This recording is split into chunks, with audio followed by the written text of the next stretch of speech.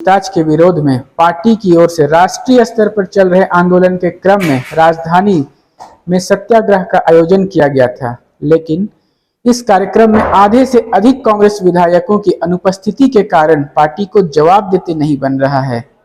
सत्याग्रह में मंत्री बन्ना गुप्ता और बादल पत्रलेख पहुंचे। विधायकों में नमन विकसल कोंगाड़ी, उमाशंकर अकेला, राजेश कच्छप, ममता देवी, शिल्पी नेहा तिर्की की मौजूदगी दिखी। कार्यक्रम के दौरान पूर्व विधायक बंधु तिर्की, सुखदेव भगत, केशव महतो, कमलेश आदि की भी सक्रियता दिखी। राजनीतिक उहापोह के बीच विधायकों की अनुपस्थिति से तरह तरह के कयास लग रहे हैं। इसे पार्टी विधायकों के बदले रुख के तौर पर भी देखा जा रहा है।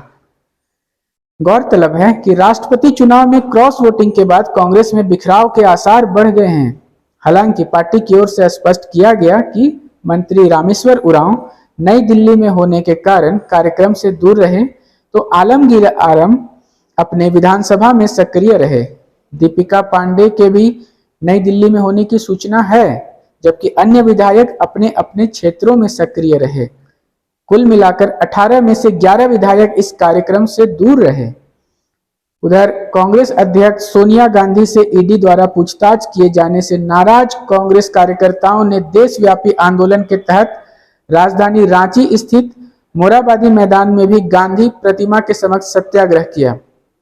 मोरहाबादी स्थित बापू वाटिका में सत्याग्रह के दौरान प्रदेश कांग्रेस कमेटी के अध्यक्ष राजेश ठाकुर ने कहा, आज पूरा देश मोदी सरकार का राजनीतिक प्रतिशोध, तानाशाही और गुंडागर्दी देख रहा है, लेकिन यह सत्य की जंग है और सत्य को पराजित नहीं किया जा सकता।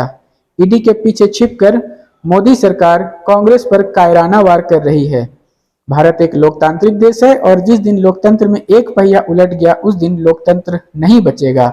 हम माफी वीरों के अनुयायी नहीं हैं जो कारागार की दीवारें देखकर माफी लिखाए थे। ईडी के बहुत सारे काम हैं। ईडी के काम सिर्फ ये नहीं है कि आदरणीय श्रीमती सोनिया गांधी जी और राहुल गांधी जी के छवि को धूमिल करें। 5 दिनों तक लगातार पूछताछ की गई, नतीजा सब सिफर है। आपके सामने कितनी बातें आई हैं? अगर कोई बात आई है तो आप बताइए। तो अगर आप कोई पूछताछ कर रहे हैं तो आपने क्या पूछा, उन्होंने क्या बताया, आप सूत्रों के हवाले से कि लिखा और मिटाया, ये शोभा नहीं देते। स्वतंत्र एजेंसी है, स्वतंत्र एजेंसी की तरह काम करे, गुलाम न बने। हम इसके लिए लगातार उनको चेतावनी भी देंगे और लगातार अनुरोध, निवेदन, विनती भी करेंगे कि आप अपना काम स्वतंत्र एजेंसी की तरह कीजिए। लगातार सिर्फ ये दिखाई देता है कि सिर्फ गैर भाजपा शासित राज्य या गैर भाजपा दल के नेता पे ही सारी चीज़ें हो रही है।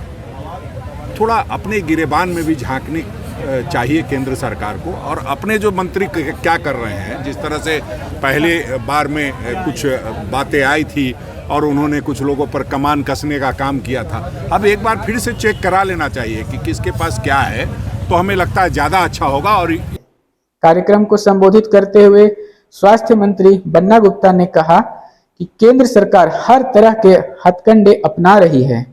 ईडी लगातार कांग्रेस के नेताओं से पूछताछ कर रही है, लेकिन यह बताने में सक्षम नहीं है कि सोनिया गांधी और राहुल गांधी की गलती क्या है।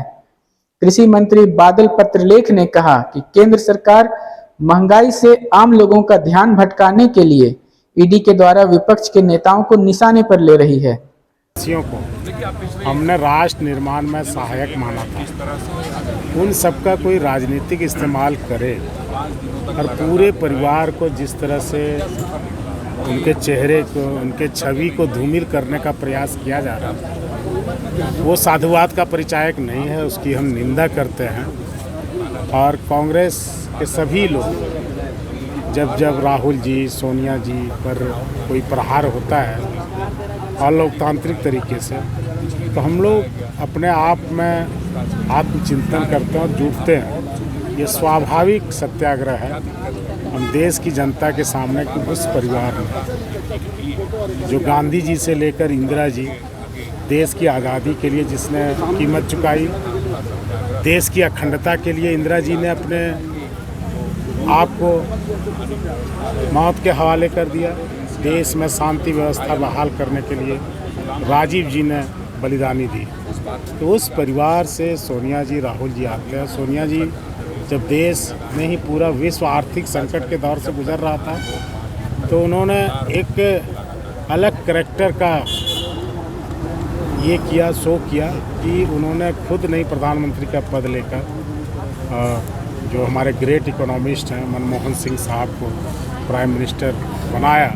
और उसका असर देखने को मिला कि उस समय जब अमेरिका जैसा विकसित देश जहां पीएसयू बंद हो गए, जबरन वीआरएस दिए गए, हमने रिकॉर्ड जीडीपी मेंटेन करते हुए किसी पीएसयू को बंद नहीं होने दिया, किसी को भी वीआरएस नहीं लेने दिया। और सदी जब इतिहास को लिखने आएगा। कार्यक्रम को प्रदेश कांग्रेस के कार्यकारी अध्यक्ष बंधु तिर्की, विधायक नमन विक्सल कोंगाड़ी, उमाशंकर अकेला, राजेश कच्छप, ममता देवी, शिल्पी नेहा तिर्की, पूर्व विधायक सुखदेव भगत, केशव महतो कमलेश, प्रवक्ता राजीव रंजन प्रसाद, राकेश सिन्हा, अमूल्य नीरज खलखो, सतीश पाल मुंजनी, डॉक्टर राकेश किरण, डॉक्टर एम तौसीफ आदि ने भी संबोधित।